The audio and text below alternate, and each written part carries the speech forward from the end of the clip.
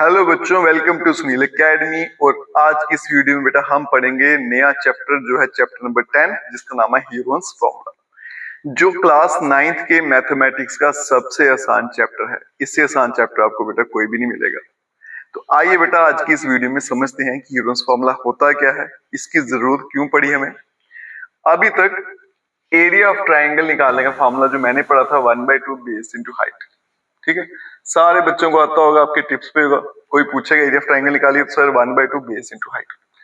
Formula तो clear है, लेकिन एक प्रॉब्लम थी बेटा, ये सिर्फ उसी ट्राइंगल का एरिया कैलकुलेट करता था जिसमें एक एंगल 90 डिग्री का रहता था, क्योंकि हाइट का मतलब क्या होता है 90 डिग्री। तो यहीं से पता चल जाता है ये उन्हीं ट्राइंगल में लग सकता है जिसमें एक एंगल 90 डिग्री का हो। अगर ट्राइंगल में 90 डिग्री एंगल नहीं है तो फिर क्या करेंगे बेटा, फिर ये फॉर्मूला फेल हो जाता है।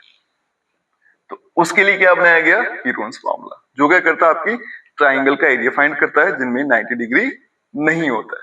ठीक है, अब कैसे फाइंड करना है बेटा वो देखेंगे। उसने बोला कि मान लीजिए मेरे पास एक ट्राइंगल एबीसी, इनकी साइड्स की लेंथ ले लेता हूँ बेटा, इसकी लेंथ ए ले लेता हूँ, इसकी बी ले लेता हूँ, इसकी सी ले लेता हूँ। ठीक है, तो सबसे पहले बेटा इसका पेरीमीटर क्या होता है वो निकालते हैं।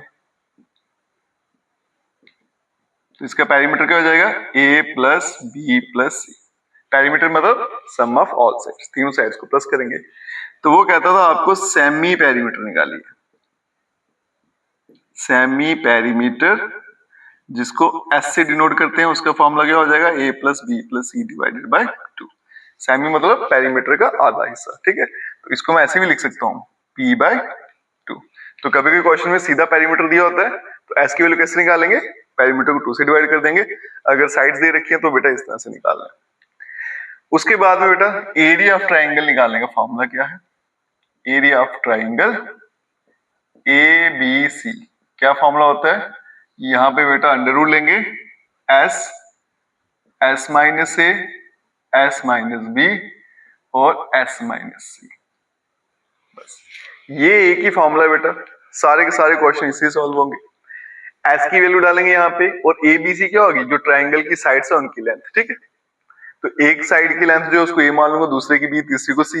एबीसी की वैल्यू आ गई। एस कैसे निकलेगा बेटा, एस का मतलब है पेरीमीटर का हाफ करना।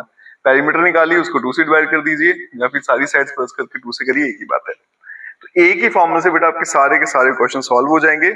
फॉर्मूला बड़ा आसान सा, इसको टिप्स पे रखिएगा।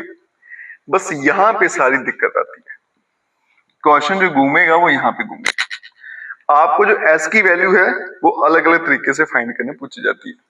कभी कभी सीधा 3 साइडें नहीं होंगी तो पूछा जाएगा, तो एस कैसे निकालेंगे, सभी को प्लस करके डिवाइड बाय 2। कभी आपको क्या बोलेगा, एक ट्राइंगल है जिसका पेरीमीटर है 120 सेंटीमीटर। अब निकालिए इस ट्राइंगल का एरिया। ठीक है, तो उसके लिए क्या निकालना पड़ता है मुझे, एस।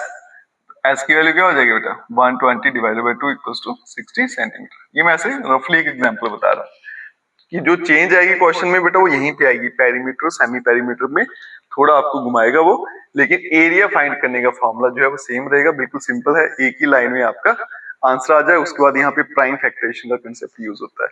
तो आज की वीडियो बेटा यहीं तक रखते हैं।